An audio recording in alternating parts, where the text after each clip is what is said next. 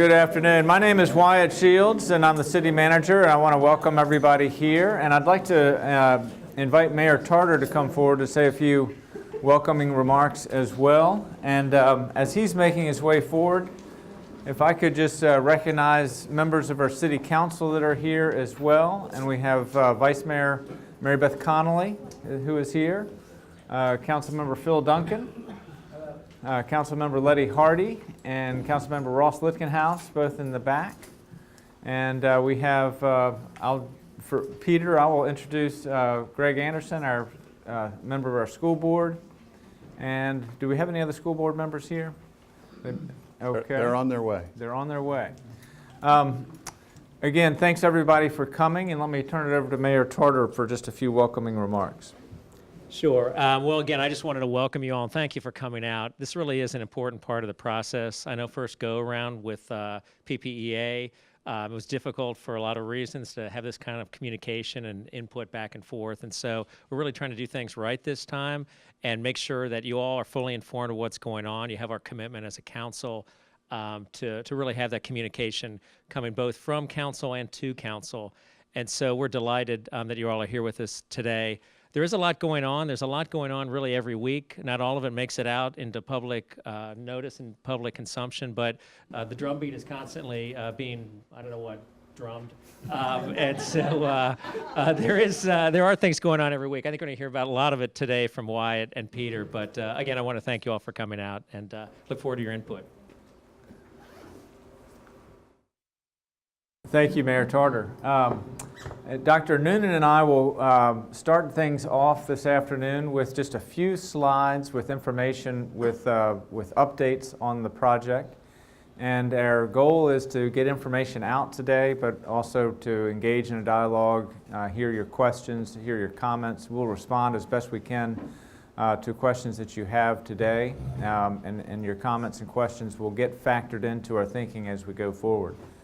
As Mayor Tarter mentioned, we are committed as we go through this really important process to build a new George Mason High School facility that will last us for generations. It's a really critical core investment for the city. And at the same time, as we take potentially 10 acres of land where the high school is now and take that forward for economic development, that we do that in a way that is really public spirited, that we're trying to build great school facilities, but we're also trying to build community up on the campus site. And so meetings like this are part of community, and people weighing in about how it's going to look, how it's going to feel, how it's going to function is really critical for its success. So just a few introductory slides for those who have not been tracking this. Obviously, this is our George Mason High School campus. It's a 34-acre campus site, and we have important neighbors like the University of Virginia and Virginia Tech at the Northern Virginia Center. That's about an 8.5-acre parcel, and WMATA is the West Falls Church Metro Station is immediately adjacent. And so the concept plan that we developed in the planning that has led up to the referendum that was approved last November and the school's procurement process to build a new high school. The basic concept is to build new high school facilities in this part of the campus. Effectively, the campus will go from the current 34 acres to something approximately 24 acres. We would have a playing field as it would serve as a buffer between the commercial development and the school site. And really the goal is to create the commercial development that is very pervious, that people really pass through it very easily and very comfortably, both east-west orientation as well as north-south orientation to tie in with our really critical educational adjacent uses, the school uses and the university uses. And have it tie in really effectively with Federal Realty across the street on Haycock Road. And so the processes that we're undertaking right now the land development process and the school process. They're going to constantly coordinate with each other and inform each other to produce the outcome that we're shooting for. So what we have on the back table is as a draft of the city's request for proposal, which the City Council will consider on Monday night. And the request of the council is to authorize that RFP to be issued. And our intent is to do that on March 1st. So we have copies of it in the back, and we welcome comment. But we would need those comments now. This draft has really been out for a while. It has gone through several iterations, but it's been out for over a month now. And the goal is to now come to a closure of the RFP document and move forward. But in terms of the overall high school project, a big part of our planning for this has been financial planning. The referendum approved debt issuance for the high school up to $120 million. And so we're intending that to be issued, that we would issue debt for the full $120 million. And the first issuance will be for $10 million, which will occur this spring. We believe it'll be in May of 2018 to get through the architecture and engineering for the high school. And then in 2019 is when we would do the construction loans, and those are the big ones. The $60 million is planned for 2019, and the remainder $50 million for 2020. So keep that FY29 $60 million issuance in your mind as we consider the schedule in the next slide. The 10 acres of commercial development, which we've been talking about really pretty steadily for about 4 years, and had a lot of public input, envisioning, and thinking about how that should work. But in terms of how it works financially, the way we are thinking about that site and have modeled it financially is that if we were to finance the full $120 million high school just as a traditional municipal bond, the average cost for a taxpayer would be about a $1,000 increase for the average taxpayer homeowner in the city. With the 10-acre commercial development, now granted a lot of assumptions built into this, but that would be reduced to about $280 for the average homeowner. So roughly cutting it between to about 1/3 to 1/4 of the cost for your average taxpayer is the way we're modeling that and thinking about how we finance this high school. So in terms of the schedule, there's a lot on this slide, so I'll try to just walk through it so people understand the process that we're doing. And we have them arranged in 2 columns, one relating to the high school procurement process and construction process, and then the other column relating to economic development. And again, those two are going to constantly inform each other, and we're going to work very closely as a team, but they do have, each of its processes has its own integrity and its own project management structure associated with it. And the school board is responsible for delivering the high school project, and the general government, the city council and staff are responsible for delivering the economic development piece. But the city as a whole is responsible for success overall. So the schools, the way our process is working is we want the schools to be a step ahead of the economic development as we go through the planning process, so that we really get our school development team together and identify sort of the key school design issues, and then the development team comes in behind that and works closely with the school team and the key steps. So just this past week, the school board had shortlisted the responses to the initial request for conceptual proposals for the school design. And Dr. Noonan will speak about that process in just a moment. Following the school process in June, the intent is to select the design builder for the high school. And then there's approximately a year, 12 months, to go through architecture and engineering and result in final school plans with building permits, site plan approval, ready to go, and also, very importantly, with a guaranteed maximum price that will be that will bind the general contractor to that price. And then very shortly after that, the city then would issue the construction bonds based on that guaranteed maximum price and based on the draw schedule that's needed for the project. Construction begins, will take 2 years, and the target is to open the new school in the summer of 2021. So then the key points on the economic development front, we're planning on March 1st, as I just mentioned, to issue our request for conceptual proposals. We will adopt the zoning for the site. The City Council approved a comp plan amendment back in January. So we want to have zoning for the site, which is necessary for the school project as well as the economic development this spring. We will shortlist the responses to our RFP in the June timeframe. We expect that we'll pick about 4 or 5 top-ranked development partners to then go through a detailed proposal process. Those will be due in August, and our goal is to select the top-ranked development partner in October of 2018.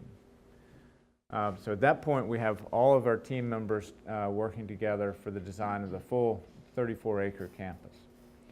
We then have a very public process of going through what you all are used to seeing in terms of a land use application, a special exception application that will lay out the conceptual development plan for the 10 acres. In May of 2019, that's our target time frame to finalize the transaction terms. Our preferred structure is a long-term land lease with the development partner so that the city retains ownership in the land, but it goes into private development, private use. In addition, by May 2019, through the Planning Commission, through all of the boards and commissions who will have reviewed their plans, we expect to have an agreement of the basic entitlements for the site. And entitlements means that they have their land use approvals for density and for uses and for a conceptual layout for the site. And that's critical for establishing the value for the 10 acres. And so that step, we want that to happen in that May 2019 timeframe. So that all happens before we issue the construction bonds. Then the private development partner takes the 2 years while the high school is under construction and uses that time to get their detailed site plan approved, to get their building permits, to secure their financing, etc. And then once the new high school is open in the fall of 2021, the land will convey under the terms that we negotiated in May 2019, will convey to the private development partner. So that's the overall schedule that we've been working on. And that schedule is listed in our request for proposals document as well. So I've described this already, so I won't touch it again. Also, there's a piece of paper on the back that lays out the schedule, and on the back it has just a basic definition of terms of what is an RFP and how does it work. And I'll note here, the City Council and the School Board have established a campus coordinating committee. There are 4 members appointed by the City Council, 4 members appointed by the School Board, and the purpose of that group is to be the place where all the interface issues get worked out at a high level and in a public way. All these meetings are going to be publicly noticed. We'll be keeping minutes of those. But things like the design of infrastructure, the design of streets, how the project schedule, financial updates, public information and outreach. These are all things that will be coordinated at a high level through this campus coordinating committee. In addition to that, we have other task groups that are helping us to do critical tasks as part of this project. And the schools have theirs. On the general government side, we have a marketing task group that is helping us reach out to the development community. We've had mailings go out to over 100 potential partners that might want to participate in the economic development piece. And we have task teams that are working with WMATA and Fairfax County and outreach with our neighbors as well. So that's a quick overview of that process. This is the second of what we're calling the Sunday series of regular updates on the project and Q&A. The next one will be on March 18th, and then the one after that is April 8th. And we'll start to then fill out the Sundays after that into May and into the summer months. But March 18th and April, because the budget will be under deliberation by the City Council, we'll have those two Sunday series town hall meetings to cover both the budget and the capital improvements program, plus updates on this project. And we are keeping all of our information and information from this meeting and other meetings up on the city and school websites. So I'll stop there, turn it over to Dr. Noonan, and then after that we'll have Q&A. Great. Good afternoon, everybody. Thank you so much for being here. I feel very lucky today because I actually have some news. And the news is that we did do the down selection from the RFP process. And so I wanted just to talk a little bit about that. Thank you, Mr. Shields, for sort of referencing it. But before I do, I want to welcome Shauna Russell. Thank you for being here, another school board member in the House. Glad you're here. So I want to start with just by thanking the committee of folks that were part of the down select from the, and let me back up just for a second. Just as a reminder, there's sort of two phases in the RFP process for the school. First, the conceptual phase, and the second is the design phase. The conceptual phase gave us an opportunity to look at who was out there with respect to design and build companies that have interest in our projects, who has the chops, so to speak, to be able to do the work. And that conceptual piece came back to us. And as we got the folks that put in applications for interest, this is the team that helped down select that group. The next phase is the down selection of the design phase of the RFP.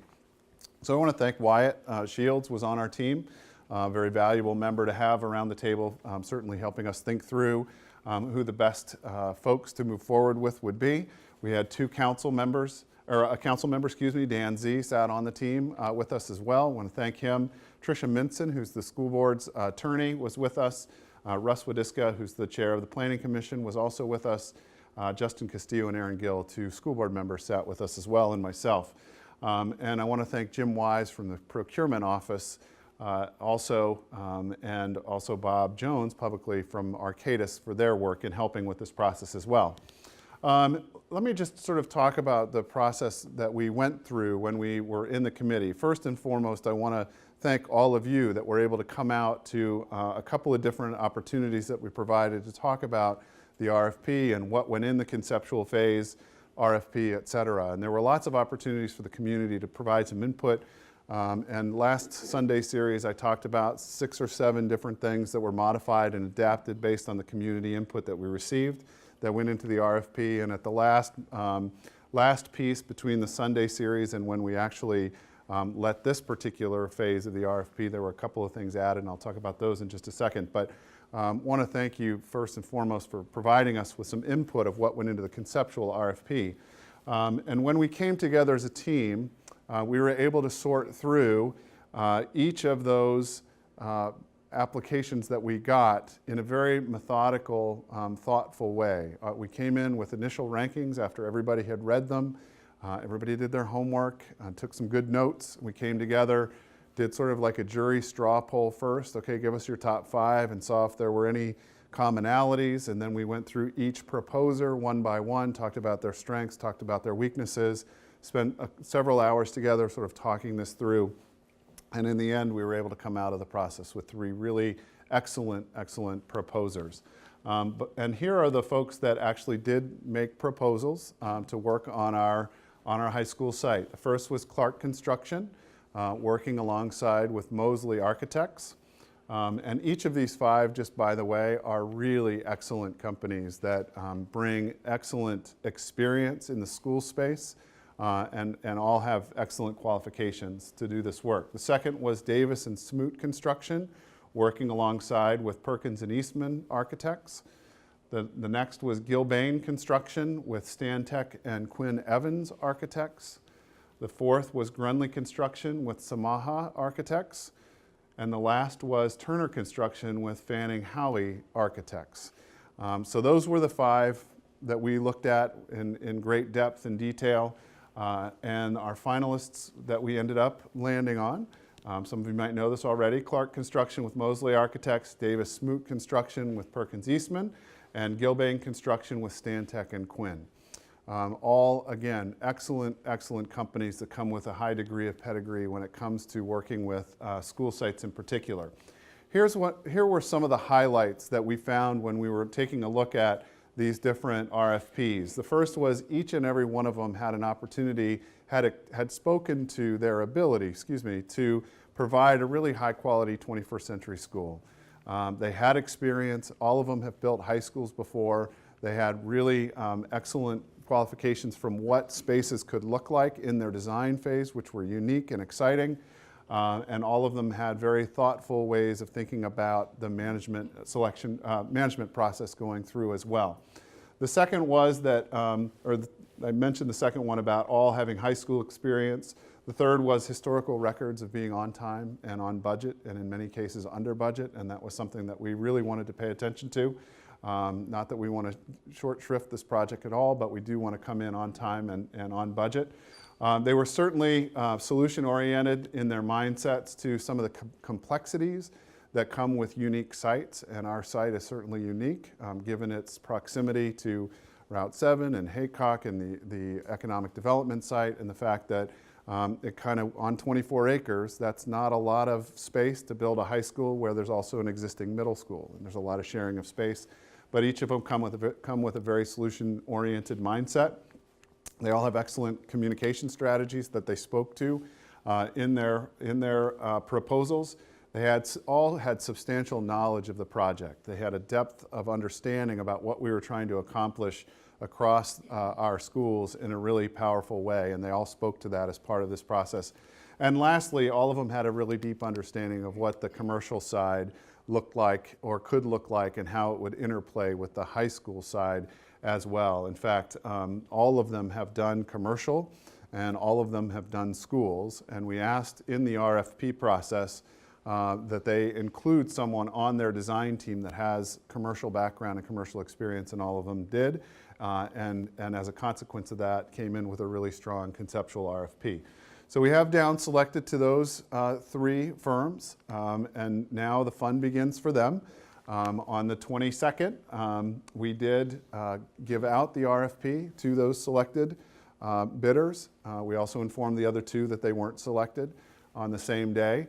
And so what happens now is that between now and May 17th, those three finalists, someone called them the survivors, but we'll call them the finalists.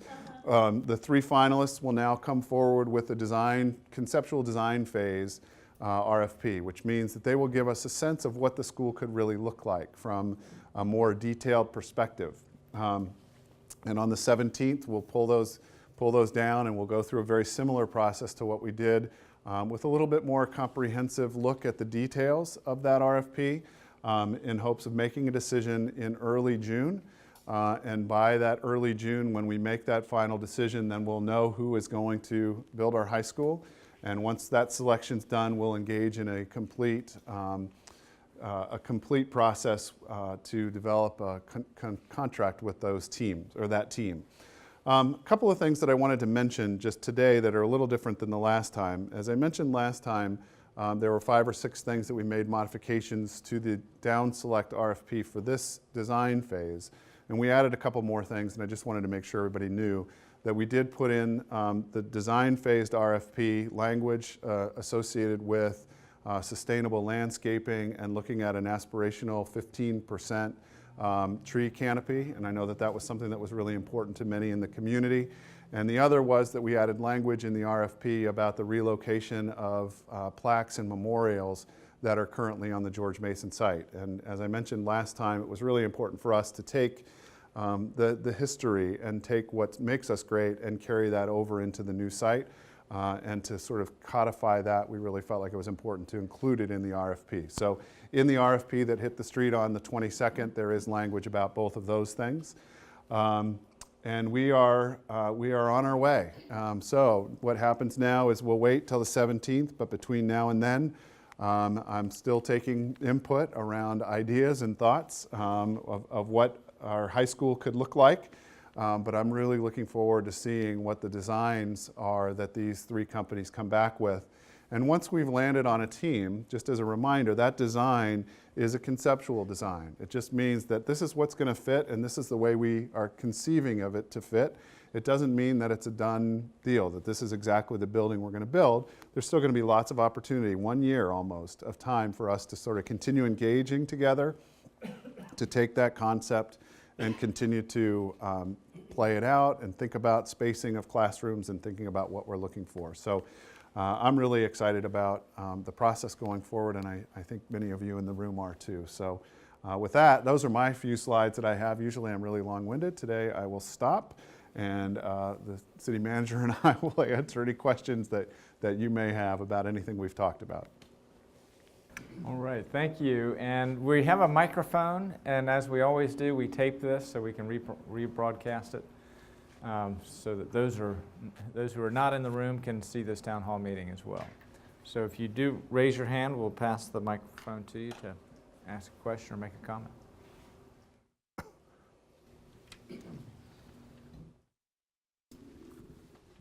Thanks, Wyatt. I had 2 quick questions. Wyatt, at the end of the lease term, if the property is leased, what happens to the buildings and what happens to the property itself at the end of that, 99 years or whatever that may be? The basic idea is that it reverts back to the city. So that is, that is an issue with the lease, is that what happens in the last 30 years of that lease, and that's a little bit of, that's a problem with land leases, is that how do you get people to reinvest in the property if they know it's going to convert over to a different owner at the end of 30 years later. And so we're looking at in the next century. So that is something that can be addressed either through evergreening provisions or other means, and we have not gone through the details of thinking through all those scenarios yet. But as we go through this process, we will need to, and that land lease agreement is going to address that. But Do we just get the land back? What about the buildings themselves? typically, unless there are provisions that say otherwise, it reverts back to the city. Wyatt, could you explain a little bit the timing in terms of your thinking with respect to the commercial development versus the school? Why you would wait till the school was actually completed before you would get to any of the commercial development? There has to be some real reasons why you want to delay that. I was just curious. Well, the main reason is the layout of the campus, that the existing school is located where the economic development wants to be. That visibility on Route 7 in Haycock was identified earlier in our process as the highest value land for economic development. And so there are, we could probably go back to the map of it, but it's probably theoretically possible that you could take one of the parking lots and try to develop it first, but the chaos that would ensue makes us wary of taking that approach. There will be a lot of construction happening up there with the construction of a new high school and complicating it further with some initial preliminary commercial development. Seems too much for the site to easily bear. Good afternoon, Dr. Noonan. In light of recent developments in our country, can you kind of outline the safety features that our new school will be undertaking? Yeah, thanks, Gary. I think primarily one safety feature of the new building will be controlled access. Right now we know that our current George Mason has about 36 different entrances, and all of those entrances are secure to a great degree. There are a couple of doors we know that if you pull them hard enough we can get in, but we're working on those to correct that. But the main thing is making sure that you have a single point of entrance in a school building. And most new school buildings that I've been in have that. So students will come in the front, and typically there's a secondary door that students will come in, and then all visitors will have to be buzzed in. But there definitely is a securing and a hardening of a school site when you build new. We won't sacrifice the safety and security that we currently have in place. That includes you know, having security folks that are on site that are continuing to maintain the perimeter and watching the school. We have video cameras throughout the school. We have other safety features that are in that I can't necessarily talk about.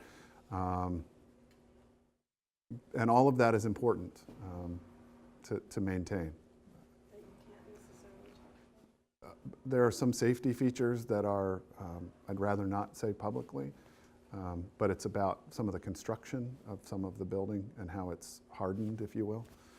I just don't want to talk too much about it. I don't want to take this away from the design. Deborah, if you could wait till we get a microphone to you. There you go. Oh. I don't want to take this away from the design, Yeah. but as long as that came up, do you think we need metal detectors?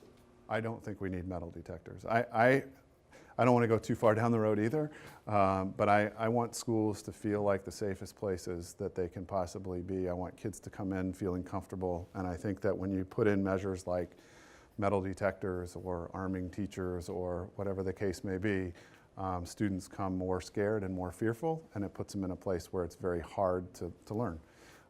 I want to create a community feel continue to build on the community feel that we have. We have something very special here. We know our kids. We build relationships with our kids. Our kids know each other. And when there's a student that's in crisis, we know who that student is, and other students talk about that with adults. We have a caring culture of community here that helps support that. And then we have other protective factors in addition to that sort of take care of anyone who isn't part of our community that could come into our buildings, such as those controlled access doors.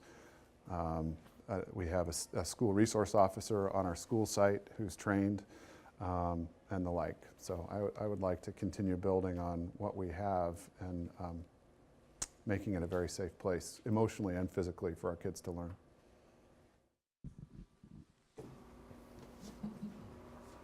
Does the plans for the school anticipate the projected growth of the student population in the future so that we won't have a situation where the school outgrows the facilities for the amount of students coming to it? It's a great question. Yes, we anticipate opening. The school's being built for between 1,200 and 1,500 students. So when it opens, we know that we're not going to be quite at, we anticipate we won't be at the 1,200 point. But as the student population grows, we won't add more classrooms. What we will do is modify classroom spaces and the utilization rate. So the easiest way to say that is in real terms is if I'm an English teacher at the high school and I teach in my classroom 5 of the 7 periods that we have during the day, because I have 2 planning periods, for example, during those planning periods, someone else can come and teach in my room. So we utilize the space differently as the student population grows. So we anticipate that we won't need another building for the lifetime of that building, at least 25 to 30 years.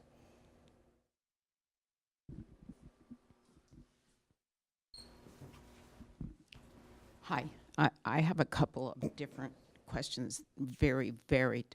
One is, how do the plans that are going on, or how are you, both the school and the city, incorporating, working with the WMATA plans? That's the first one. So. Sure. The city's been engaged with planning with our neighbors, both the Northern Virginia Center and WMATA, for 3+ years now. WMATA recently put in a comp plan amendment to Fairfax County, and that is something that we've encouraged them to do, to be more proactive about planning for the future of their property. We think that it's not in terms of our interest, to try to create a great development that people really will feel comfortable in and want to come to. We think it's actually helpful to that cause to have our neighbors planning their property as well at the same time as we are. So we were pleased to see that they did come forward with a comp plan amendment. It is with Fairfax County, and they go through I think over the next year they will decide after a very public process what they will do with that request for a comp plan amendment. And we've been meeting with the county and WMATA just to understand that process and to keep them engaged with their planning process. There was a meeting about 2 weeks ago with everybody together, but that's really sort of one in a series that we've been having over time. So my other question is in a different direction, and it's toward Dr. Noonan, and that is, since the high school is not just to prepare students who turn 18 or 21, but is something for the whole community, how are you planning to serve the community, particularly since this facility here is far too small to have meetings and a variety of other things? And we know that Parks and Rec already have a deep attachment, but I'm wondering other ways in which the school. That's a great question, and it's that's going to be one of the first task forces that, you want to give that up, don't you? That's actually one of the first task forces that we're going to put together on the school side, is looking at community use. So the first thing I'll say is I just think publicly stating that this is our community school, right? That we want it to be used, we want it to be utilized as heavily as possible by the community. And so that does drive some decision making around architectural design as well. So if you look at, just as an example, this was the test fit of the high school that was done previously. And in the RFP, what we say is that there is some consideration if you look at the design that was used. And so the front of the building potentially would be here, and this would be an open commons area. There'd be administration and a media center here, and gym spaces here, and cafeteria. And then the academic bar would be back this direction. One of the things that's really nice about this design is that from here, cutting across this direction could be closed off. And then the entire front of the building could be used for community use. And that's really what we want to make sure that we pay attention to in the design process. So that's one thing. One is just the physical space. Two is making sure that people know that we want you there. And the third is making it as easy as possible to figure out how to navigate to get into the space. And one thing we know is that right now it's a little bit complicated to figure out how do you use our schools. And so we are working on developing a process that will be much more transparent and navigatable navigatable, is that a word? But more easily navigated, navigable, yeah, thank you, by the community, and make it much more clear. So I'll just say, I'll put it out there right now, anyone who would like to be part of a team that will help us look at how this community use can go now going forward, and I'm looking at you over here as well, we would encourage and invite that, but we're going to start pulling some people together to look at it, because there are some things now that we can do just on the use piece of how do you navigate that can actually be helpful for all of our schools before the high school is even built. Let me go here and then there. Hey, Wyatt, on the infrastructure that we'll be doing along Haycock and 7. Yes. What are the other governmental agencies that we're going to have to deal with to get cooperation and permission? And is the cost of that infrastructure work, will that be borne by the people that do the economic development, or is that an additional cost that the city will have to pay? So along this frontage, we'll need to work with VDOT and with the Fairfax County Department of Transportation. But VDOT approves any access points to both the school site and to the economic development portion. So that, that engagement with VDOT has been ongoing also, but we don't have an actual application pending with them yet. Our planning needs to advance before that can happen. But that's a really critical issue, and I'll just say, having left turns in and out, a signalized intersection, that will require a waiver from VDOT, and so that's something we were trying to have teed up to get an answer that will work well for the site on that point. Along this frontage, this is all in the city, and so we would coordinate with our neighbors, but the city is the decider about access and egress light signals that would be on the Haycock Road frontage. The valuation study, who's going to pay for the infrastructure? Based on the valuation study that Alvarez and Marsal did, they made an assumption that all the infrastructure was going to be, cost would be borne by the private partner.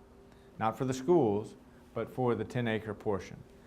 And the way they developed their valuation study is they put in, they tallied up all the costs of infrastructure, but also the cost to build the parking, the cost to build the buildings, and then did the basically capitalization rates assigned to those costs and the uses and the rents that they could get from it, and that's what determined the value.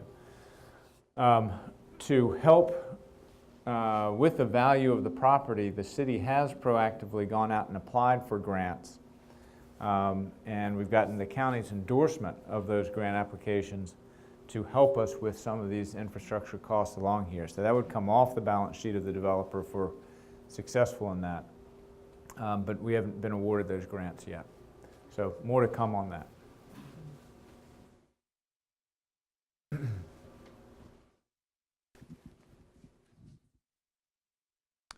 Thanks very much. My name's Jim Alverson. I'm a parent of 4 children who either are or will be in Falls Church City Schools.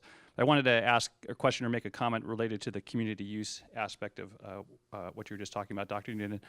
I'm also representing the Falls Church Kiwanis Little League, which has roughly 200 players and their families who live in the city of Falls Church. We are Virginia's oldest Little League. This is our 70th anniversary year. And my comment is, as the process goes forward, to consider community uses and the design of the athletic field space becomes further along in that process. We would very much welcome the possibility of discussing whether a Little League field could be included somewhere on the athletic field space once the high school's athletic needs and other school athletic needs are met. Even though we're called Falls Church Kiwanis Little League, and we've been around for 70 years. We have no Little League within the city of Falls Church. We have no Little League field within the city boundaries. We use entirely Fairfax County schools, parks, and spaces. In fact, we lost some of that space when Westgate Elementary over in Pimment Hills just went through a big remodeling design. So just offer to you all that possibility of considering whether or not a Little League field might be included to serve the 200 or so families of the city. So thanks for the opportunity. Thank you for thanks for sharing that and thinking about it as well. I will comment just on the green space of the site right off the top. As we looked at it with the test fit and having the group that came in to look at where things could go, it's a tight space, as you can imagine, but it's certainly something we can talk about. And I'd love to follow up with you on that as well, and just consider, all the options. Yeah. I apologize, I'm not leaving because of the comments. I'm leaving because I have to take one of my children to it. All right. Thank you all, appreciate it. Thank you. Thanks Thank for you sending being us your here. best every day. I have a question about the orientation of the school. Do the 3 down-selected design companies have an opportunity to re-architect that footprint? So the simple example would be the tennis courts don't go there, they go over there, or Yes. are they do? They do. They'll have they know what the site is, that it's sort of roughly here, and how they design it from there is up to them. We did say that there would be some credit given to looking at the current design, only because we had looked at it in the context of where Henderson was and how it connected here. But yes, they can use this space differently. I guess is the short answer. Shannon Litton is here. Thank you, Shannon, for coming. Appreciate your time. So earlier you mentioned the synergies of the UVA Virginia Tech campuses and how it spurs on economic development, and you mentioned the discussion you've had with WMATA. Has there been any discussion like what are the future plans of UVA and Virginia Tech, and especially the glaring parking lot that's just sitting there that I understand the city owns but leases to Virginia Tech and UVA? That's correct. And yes, there have been discussions, and we think we're making progress on those. These are big institutions that have their own kind of institutional decision-making process. And so we stay in regular touch with them. So they know, I think they have a pretty clear idea of what we're doing, and that has caused them to put their minds on this campus to think first programmatically, what would programmatically be the best things for their mission at the Northern Virginia site, and then from that, what's the capital infrastructure aspects of that? New buildings, new parking, playing fields, more of a campus feel up there as opposed to what you see there now. So I think those are exciting discussions. There's nothing really to report at this point, and when the reporting is done, it's going to be done by them in terms of how they're thinking about the future. And I think that it's reasonable to think that's going to be relatively soon, that we'll start to get more information from the universities about how they're thinking about their site. But those dialogues are happening, and they're happening at a very high level with the universities.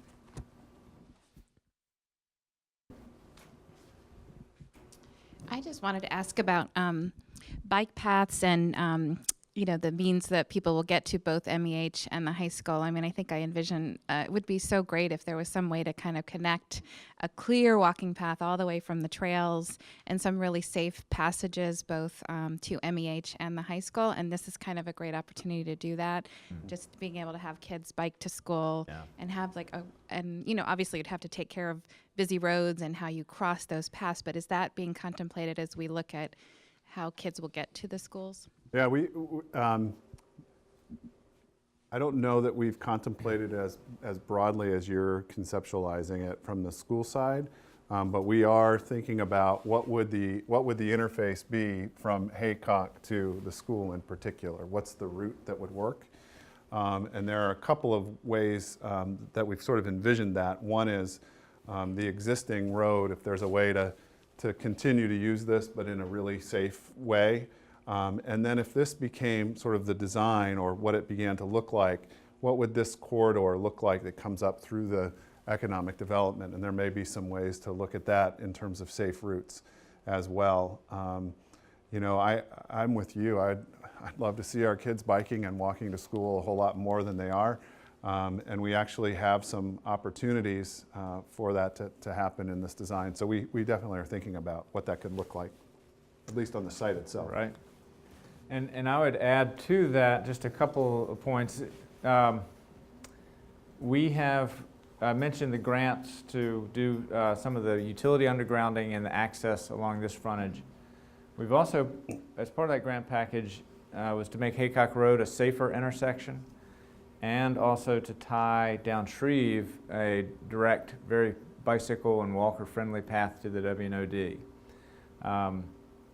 So that, hopefully we'll have positive news on that in the future. We've also put in for a hawk signal here so people can walk across Haycock. We have our wonderful crossing guards that work there in the morning and the evenings, but to have this designed better for crossing. Federal Realty's been part of that discussion. When they think about their future, they want it to be walkable. And so we're on, it's not where it needs to be today, but their minds are in the right place, and I think we can make some improvements on our neighbors' properties as well. But there's nothing better on a spring day up at the high school and you see 50 or 60 bikes up there that are parked. It's great to see. I'd like to see more of it.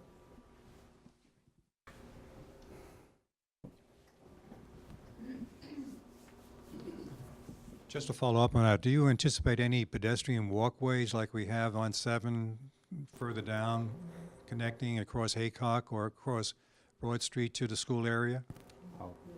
Well, I mean, it could be. A hawk signal is one solution, but an actual structured overpass or something like that is a walkway. Is not explicitly in our plans right now, but ultimately, what we're trying to do with the grant money is to get people to this site by foot and by bicycle, and so whatever means is the best way to do that. We're open to it. Crossings, I think, ought to be part of that planning. Yeah, because it is that light that's on Haycock and Broad Street. It takes a while to get across there. It's kind of dangerous for, the seconds it changes. And if you have children coming across with bikes and everything else, whether or not some consideration be given to addressing that to see whether or not it could be approached in a different way as far as facilitating the children's safety getting across there. Yeah, that's a good point. It's expressed in the RFP as well, but we really want this economic development piece to be very welcoming and to be walkable and a very friendly place for students as well as for everybody, but particularly for students. We're picturing the 1,500 students, Mary Ellen Henderson and the high school combined, passing through this site every day by foot. And that A is really good for this site, but two, the site needs to be designed so that it really welcomes that and is friendly to that. And we've tried to express that in the RFP.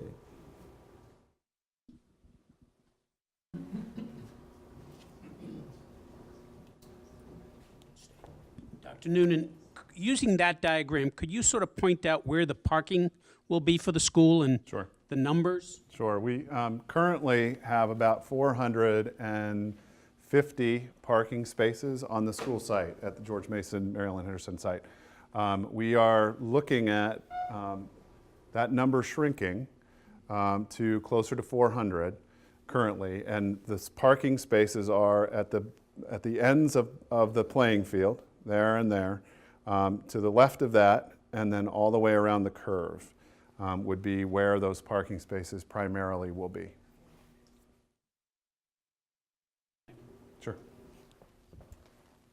And I think people have expressed concerns about not enough parking, but is there any economic, is it worth looking at paid parking there, especially for visitors, people who are coming to watch games? If it were a reasonable amount of money to pay to park, A, people might think twice, can I bike, can I get there a different way? And B, it would make sure that the people who are using the parking were paying for that rather than having every single taxpayer pay for the parking, or especially if you're looking at increasing parking. It's an interesting idea. Our students pay for it, for sure. And one of the things that we're going to likely do to incentivize more carpooling is to reduce the rate of cost of a parking pass for a student if they bring another student with them, as an example. But you can only take one, so it could be a sibling. It could be, a lot of things that we're thinking about, trying to figure it out. The last time we met on the Sunday series, somebody talked about bringing back it was not the Falls Church flyer, but what was the? George. I like the Falls Church flyer better. Wow. Bring back George. But again, it's sort of that walkable piece and bikeable piece that's going to help, I think, with some of those solutions as well. But, and we do envision shared parking on this site as well. And so we think those opportunities will need to be there. 300 spaces when we have the big athletic events. We expect that there's going to be shared parking arrangements to help with that. With respect to the economic development, do you envision something like a mini mosaic district as far as the mixed use with residential and stores underneath, or can you share with us any of your thoughts on that? We do think mixed use is appropriate for the site. It's that'd be it's mixed use has the virtue of typically being very walkable. Typically is also economically resilient, and that you've got lots of things happening there. So if you have a down office market, the residential market might be stronger, or all those different uses help protect the financial sustainability and viability of the project. A really strong retail component is really strongly expressed in the RFP. That's what we want. So entertainment, restaurants, retail. We do want there to be an office component for daytime population and for tax space. We would love for there to be a full-service hotel. We express that in the RFP. We think that's really good for the sort of the atmosphere of this development. Also very good for tax base. We think it also could be helpful to the universities to have hospitality on the site. And residential, we expect will be part of the development program as well. And in the current market, residential is oftentimes what is most marketable for developers, and that can be what helps with the placemaking as well.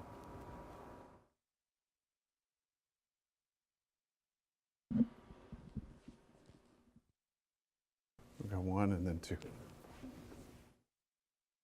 Peter, in addition to the sustainable landscaping you talked about, could you talk about other green and sustainability features that you're considering in the final design? Yeah, in the final design, as I think everybody here may or may not know, our base level in terms of LEED is LEED Gold, and then we're asking for the developers to come in at net zero ready, which means that the infrastructure in the building will be ready to take on photovoltaic arrays, things like that. So when we're able to gather grant money or things like that, we'll also have that. So there'll be other, not only sustainable landscaping, but we'll be looking at sustainable water treatment, for example. You know, there may be retention, you know, there's all kinds of different ways to look at how wastewater is, not wastewater, but rainwater and things like that come down. But we did put in the RFP in the contractual language, and of course this is still up for debate, but in a PPEA process, savings are typically shared between the contractor and the entity that is getting the work done, the schools. And what we did is through that shared savings, we tried to incentivize moving us beyond LEED Gold and also getting us closer to net zero as opposed to net zero ready by modifying the amount of savings between the two.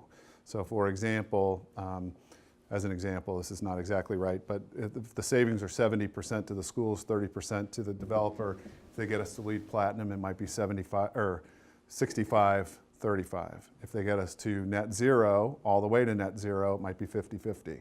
But trying to take care of some of those things. So we're looking at that. We're looking at appropriate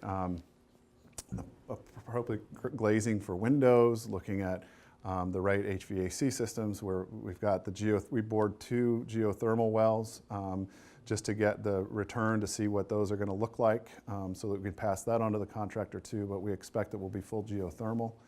I mean, this site could really be something quite special. And what about the roof? Is there a thought to utilization of the roof? For photovoltaic, primarily.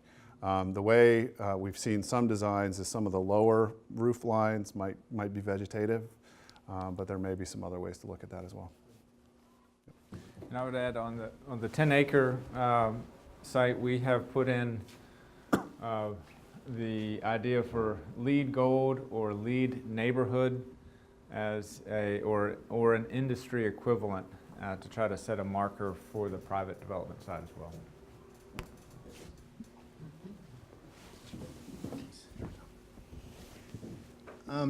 Going back to parking for a moment, will there be some sort of requirement that the economic developers essentially have to supply their own parking, underground, above ground, whatever? Yes, sir. So they won't be able to use the school parking. That's right.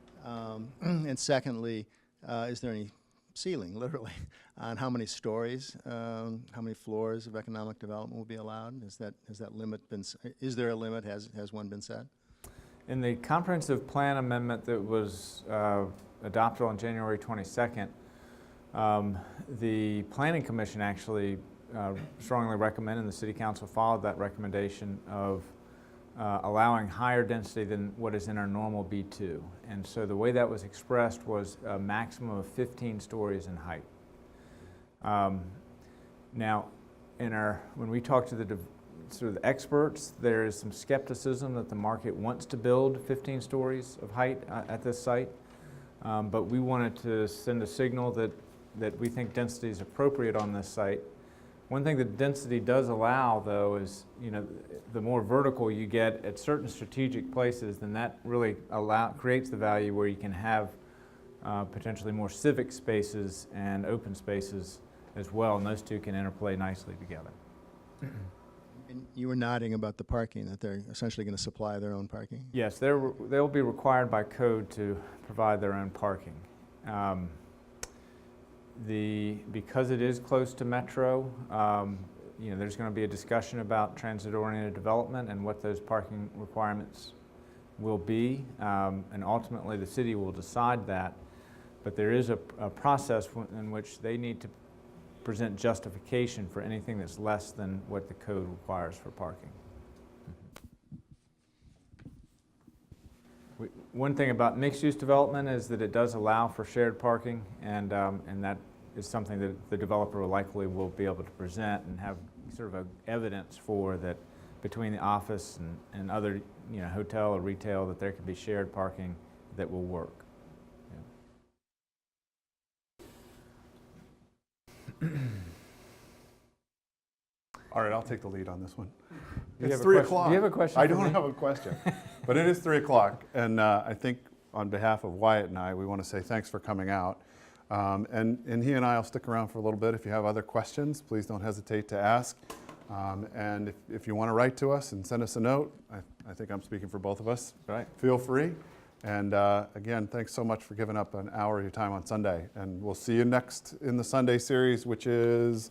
What is that date? March 15th or March 18th?